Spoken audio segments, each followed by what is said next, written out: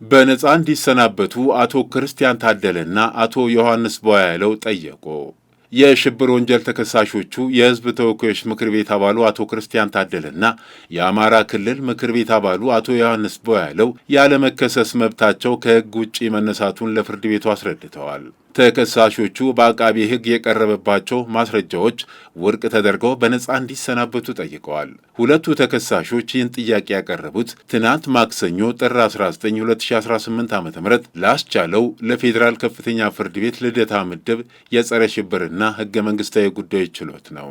ችሎቱ ለትላንት ተቀጥሮ የነበረው በአቃቤ ሕግ የሰነድ ማስረጃዎች ላይ በእነ አቶ ዮሐንስ ቦያለው መዝገብ ስር የሽብር ወንጀል ክስ የተመሰረተባቸው ተጠርጣሪዎች የጽሑፍ አስተያየት አጠናቀው እንዲያቀርቡ ነበር። ተከሳሾቹ አስተያየታቸውን እንዲያቀርቡ መጀመሪያ ቀጠሮ ተሰጥቷቸው የነበረው ከአንድ ሳምንት በፊት በተካሄደው የችሎት ውሎ ነበር።